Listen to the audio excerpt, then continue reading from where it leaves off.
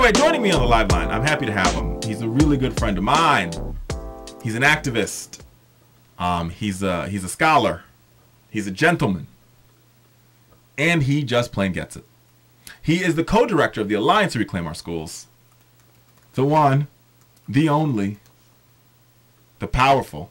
My boy Keron Blair, welcome to the show. Hey, Richard. Happy to be here. After that introduction, I'm like, I want to meet me. I try to give these big everybody's like, when I give these introductions, people's like, oh, Richard, you give amazing introductions. I'm like, I try my best. How are you? I'm doing all right. I am currently in where am I? Minneapolis for the National Education Association, RA, their big conference. So lots of activists around, lots of energy, talking about schools and education. So and that's it's interesting good to be with you. I'm happy you're here, and it's interesting, because last night we had a whole show about, this Kennedy vacancy and about the Janus decision, which gutted public sector unions. And I said to people last night, and I think, Keron, you could attest to this, is that, listen, labor unions have been here before. Labor unions weren't formed, like, they didn't wake up one morning and they waved a magic wand and they were there. They understand what a fight looks like. And I think now more than ever, people are going to start banding together and realizing that our democracy is teetering on the edge. And we've got to sort of bring it back. And I think, I'm pretty sure at that RA, that's exactly what's happening. Yeah, I think so. I did a couple sessions today, and one of them was with this really inspiring organizer out of North Carolina. And as you know, North Carolina is already sort of past Janus, right? They organize in the situation that the rest of the nation now faces. And what he was so encouraged, right? He gave us a reality check, and he sort of said, hey, we've been organizing in a right-to-work environment since the beginning of my organizing career. And what I've witnessed is that when push comes to shove, people get it. People understand why unions matter. People understand why the right is attacking public sector unions, why the right is attempting to weaken progressive infrastructure. And people respond to that. And so I do think that we have to look at this thing with clear eyes and say something serious did happen with that Janus decision. But what we've seen is that progressive people in the United States have always responded to these sorts of threats by rising to the occasion. And our hope and our organizing plan is that we're going to go out there and organize people and continue to build not just the union, right, but build progressive infrastructure and progressive movement around, a cross-section of issues.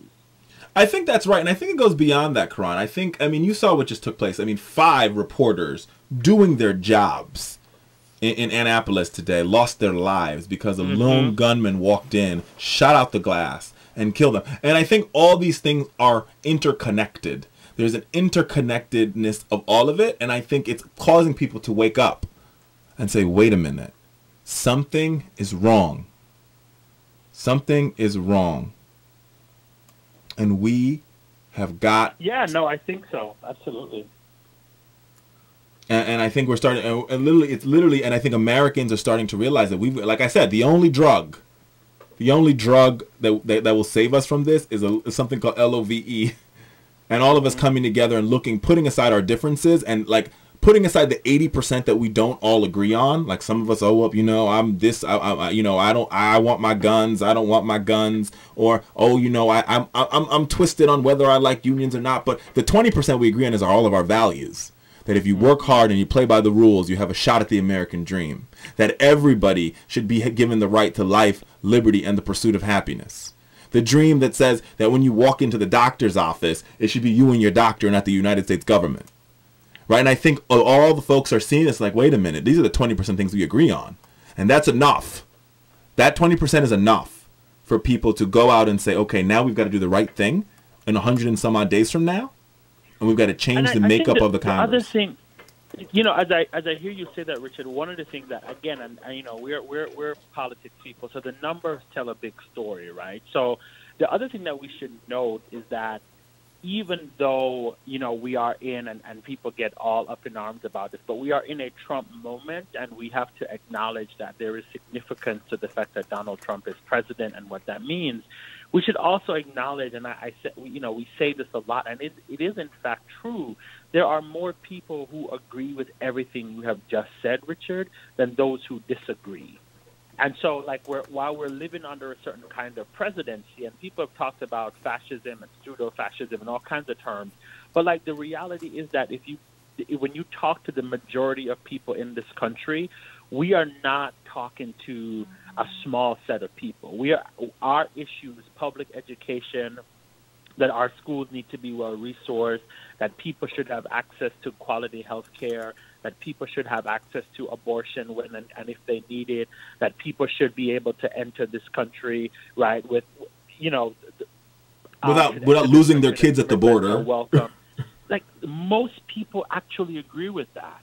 Like, the majority of them, and I'm not saying everybody, we understand that racism exists, sexism exists, homophobia, xenophobia. Those are part of the American story.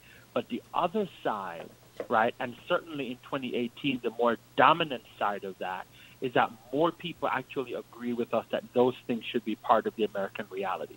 The real work now, actually, though, is whether or not and to what extent we are willing to put those beliefs and those ideas into practice, right? Like, what are we willing, if we say we believe these things, then the next step is what are we willing to do about it, right? How are we willing to actually say we are the ones who will stand in the way of injustice becoming the norm, right? And we've seen people respond to that in the last couple of years, and what we are in now is a moment where even more of that is required. And the folks listening to you sipping their wine who are nodding at a certain, I had a friend who tells me the story about him talking to his brother, and he said to me, he was saying to me, I said to my brother, yes, you believe all these things, but you got to get out of the basement and get into the streets. And that is the American wake-up call, that we have to move beyond simply agreeing. And we got to get to work. To the streets. Yeah, we have to get to work. And I think that's... We have to join. And I think that's it, though, Keron. 2 days ago, Tiffany D. Lofton was on the show, and we were talking about that same thing. And I said, you've got to remember... of course, we love... she's like a fan... Like, she's a... I'm a fangirl of Tiffany D. Lofton. Yeah. But we were talking about, movements. And I said, here's the thing about what we know about social movements. Usually in social movements, they shed blood. I'm not sure if we might be close to that. I don't know where we are. I mean, clearly we lost 5 lives today, right? But when I think about the movement for the Voting Rights Act and the Edmund Pettus Bridge, remember, the first time they crossed, they were beaten almost to death. But then there was a second time. And people rarely ever talk about the second time they crossed the Edmund Pettus Bridge. And that time is one of the more powerful moments in American history. Because when people all across the country, when white boys in Boston and white girls in Chicago, okay, and when young people in Miami and when celebrities in Hollywood saw what happened in a little town called Selma. Just like you said, Keron, people left their basement. And this is in the 60s. And they got on buses. And they jumped in cars.